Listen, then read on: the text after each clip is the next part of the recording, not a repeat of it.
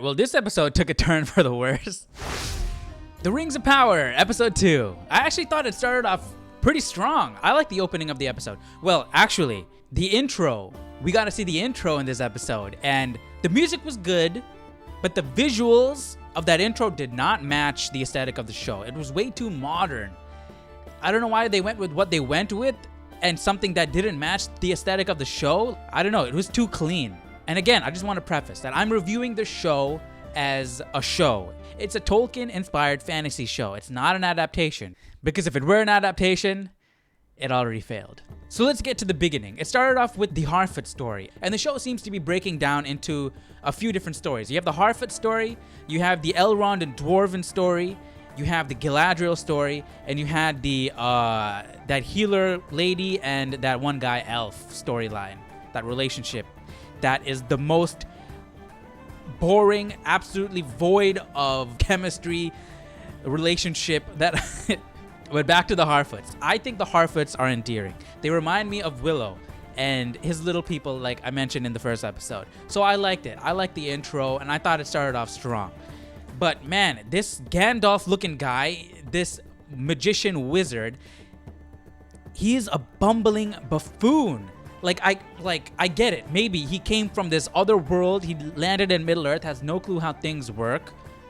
But he comes across like a scared little baby who doesn't know anything. Like, he doesn't know how to eat. He doesn't know how to communicate effectively. Like, I don't know if that's how they wanted to get it across, but that's definitely how it's coming across to me. Moving on to the Elrond and Durin storyline, I think that was the best part. That was the best part of the show. Like, for me, I think it's Durin and Elrond is number one, then the Harfoot storyline, then Galadriel storyline, and the healer and what's the guy's name? Arondir, right? That's how it's going to be for me. But the Durin and Elrond storyline was the most interesting. Disa and Durin both have great chemistry, something that healer and Arondir need some help with. It was fun to watch. Galadriel, on the other hand, nothing really happened with her. She jumped into the water in the first episode, expecting to swim across the entire sea. I have no clue how.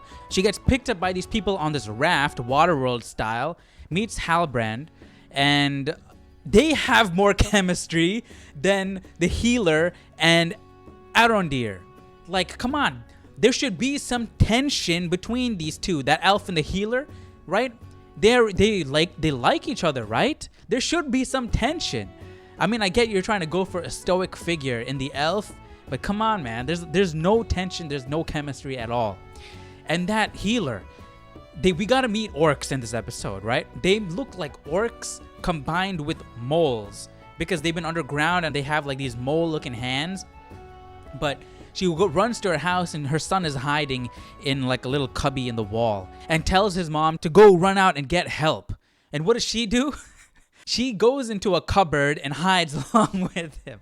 I mean, I guess it all worked out because she came out and slew the orc single-handedly. So I guess it all worked out in the end. Speaking of the healer's son, he picked up that blade, right? And he's seeing his blood trickle up into the blade, and it's glowing this fiery orangish red evil looking color, and he continues to hold it. Like, are all the people in this show dumb or what? I don't understand. You got a bumbling buffoon of a wizard, you got this boy, you got this lady who's hiding in a cupboard when she should have gone to get help, you got Arondir who went underground. I think he got captured, I don't know. You got Galadriel who jumped into the middle of the ocean with absolutely no plan on how to get back to land. You got Nori Brandyfoot. I mean, props to the girl, you have some courage, but you're meddling with this crazy wizard looking guy. You're too trusting. Like, are all the people in this show like not thinking or what? I don't know. Yeah, this show is so far off from Tolkien that if you're still trying to validate it by drawing parallels to Tolkien, or even if you're trying to find fault with it by drawing parallels to Tolkien, like, there shouldn't be a comparison, in my opinion. This is a show that's inspired by Tolkien. It's not an adaptation of Tolkien whatsoever. But yeah, man, this episode got kind of boring, honestly. It started off strong, like I said, but then it got boring. I feel like The Rings of Power had a stronger first episode than House of the Dragon. But with the second episode, House of the Dragon is definitely better than this. The visuals continue to impress me, but visuals alone can't hold the show up. There needs to be some actual substance underneath. But yeah, let me know your thoughts down below in the comment section. I want to hear what you guys think about this show. And I'll see you guys later. Take care.